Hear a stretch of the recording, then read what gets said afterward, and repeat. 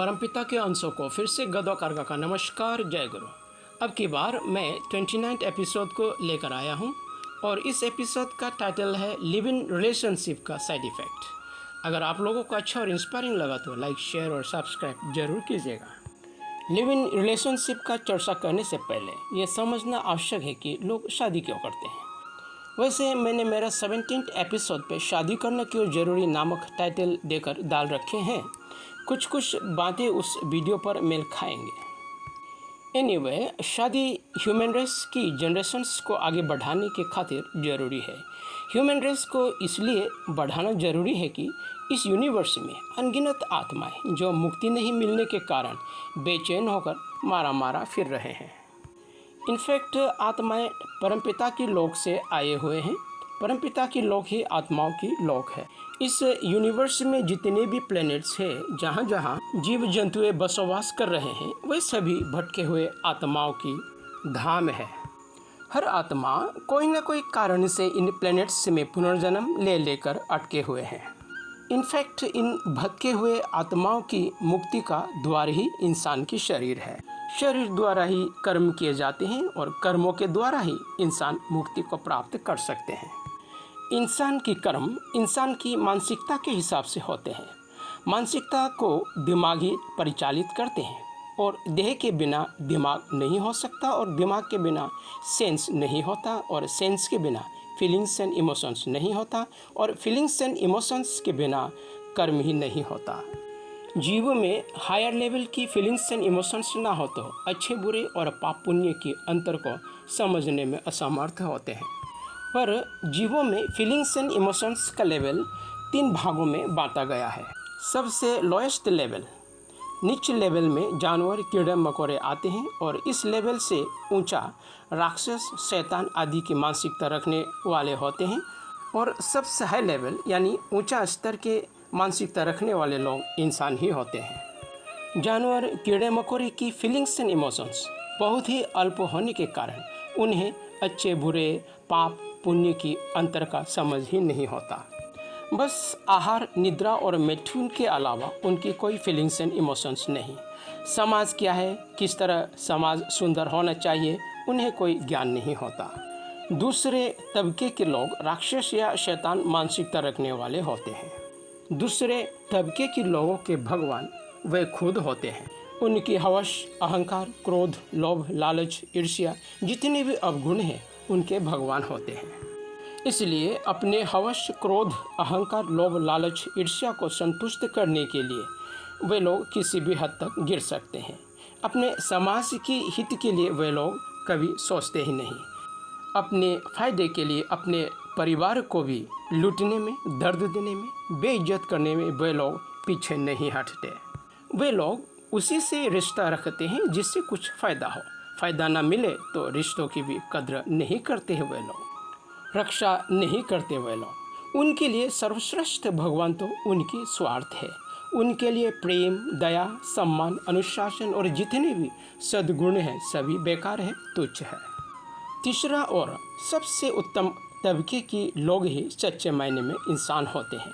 इंसान खुद के भीतर lust, pride, anger, envy, greed, selfish आदि जितने भी अवगुण हैं सभी को खुद के अधीन में करके love, humanity, discipline, honest, respect, service, gratitude, obedience, devotion, understanding आदि को खुद में जगाए रखने के उपाय ढूंढते रहते हैं, कोशिशें करते रहते हैं। वे लोग इंसानियत को जिंदा रखने के खातिर समाज के विकास पर जोर देते हैं।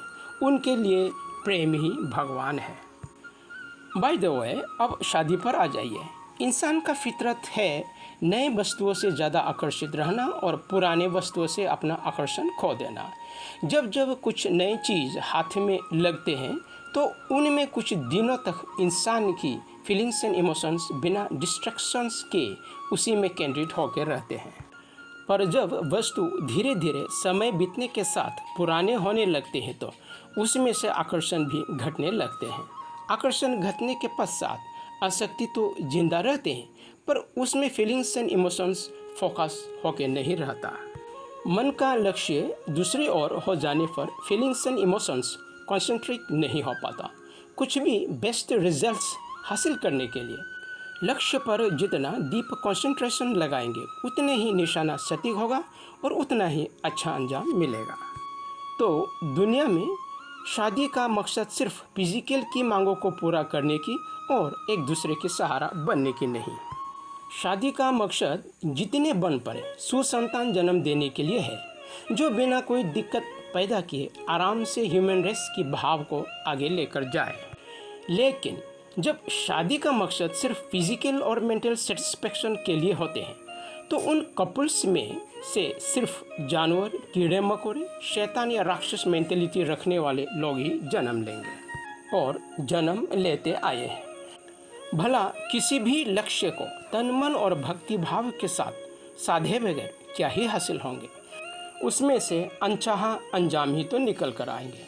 तो इस तरह स्त्री और पुरुष के बीच की आकर्षण ज़्यादा दिनों तक टिकता नहीं। बहुत लोग हवस के आकर्षण को भी भूल से प्रेम समझ बैठते हैं। हाँ, ये भी सच है कि हवस भी कुछ समय तक प्रेमी जोड़ी या पति पत्नी की प्रेम को घर आने में सहायक होते हैं। शारीरिक संबंध के आकर्षण भी कुछ समय के पश्चात घटने लगते हैं। इसीलिए हवसी लोग पुराने से उबकर नए नए पार्टनर की खोज में भटकते रहते हैं। मैं इस तरह की एक्सप्लेनेशन देकर ये समझाने की कोशिश कर रहा हूँ कि पति पत्नी के बीच के आकर्षण की घनापन जितने घटकर पतला होने लगेंगे उतने ही एक दूसरे में जो रुचि है वो खोते रहेंगे और इस तरह एक दूसरे पे जितना कंसंट्रेट होना चाहिए वो नहीं हो पाता। फलस्वरूप कंसंट्रेशन डाइवर्ट हो जाता है और जितने कंसंट्रेशन डाइवर्ट होगा उतने ही फिजिकल रिलेशन बनाने की अंजाम के रूप में कीड़े मकोड़े, जानवर, राक्षस या शैतान की मानसिकता रखने वाले बच्चे को अपने वीर्य और डिंब यानी स्पर्म और ओवम के द्वारा दुनिया में लाएंगे। सिंपल शब्द में कहूँ तो पति पत्नी के बीच जितना प्रेम घना होगा उतने ही अच्छे बच्चे को दुनिया में लाने में सक्षम होगा और जितना पति पत्नी के बीच की प्रेम कमज़ोर होगा उतना ही नालायक बच्चे को जन्म देंगे। तो इस तरह देखा जाए तो लिव इन रिलेशनशिप में जो रहते हैं उन लोगों की मन में दुनिया में बच्चे लाने की इच्छा जागते जागते प्रेम की घनापन खत्म हो जाते हैं। एक दूसरे के प्रति जो खिंचाव है वो कमज़ोर होने लगते हैं। फलस्वरूप ऐसे जोड़ी दुनिया में लायक बच्चे ला ही नहीं सकता। ऐसे में इंसान की जन्म असफल हो जाते हैं, परमपिता की इच्छा पर खड़ा उतरने में नाकाम हो जाते हैं। दूसरी ओर देखें तो प्रेमी जोड़ी के बीच आकर्षण खत्म हो जाने के कारण डिवोर्स भी बड़ी आसानी से हो जाते हैं और इस तरह की चलन ह्यूमन रेस की स्मूथ एंड प्रॉपर कंटिन्यूटी के लिए घातक है। आत्माएं भी अच्छे माध्यम नहीं मिलने के कारण युगों युगों तक मुक्ति की आशा में भटकते रह जाते हैं। बाय द वे, जब पति पत्नी जवान होते हैं तो उनमें प्रेम करने की चाहते उफान में होते हैं। इस तरह की उम्र में पति पत्नी दोनों की कंसंट्रेशन एक दूसरे पर केंद्रित होकर रहते हैं और अगर इस तरह की प्रेम ईश्वर की भक्ति को साथ में रखते हुए किया जाए तो उसमें सोने पे सुहागा होता है। जो स्त्री पुरुष एक से ज़्यादा शारीरिक संबंध बनाते हैं और दिल लगाते हैं, ऐसे लोगों की प्रेम में घनापन नहीं होता, प्रेम शक्तिहीन हो जाता है। ऐसे हालात में शादी के बाद पति पत्नी जितने भी कोशिशें करते रहें उसमें वो शक्ति वो दम नहीं रहता जो दुनिया में लायक बच्चा ला सके। शारीरिक और मानसिक तौर पर संतान दुर्बल होते हैं। फलस्वरूप बच्चे के दिमाग नैतिक ज्ञान को समझने में असमर्थ हो जाता है। शरीर से दुर्बल होने के कारण बीमारियां घेरे रहते हैं। मन और शरीर की सहन शक्ति कमज़ोर होते हैं। अंत में मैं ये बताना चाहूँगा कि जानवरों की सेंस, फीलिंग्स एंड इमोशंस कमज़ोर होने का मुख्य कारण है एक से ज़्यादा शारीरिक संबंध बनाना, रिश्तों में अनुशासन का ना होना, रेस्पेक्ट ना होना, फिक्स्ड एंड सेंट्रिक लव ना होना।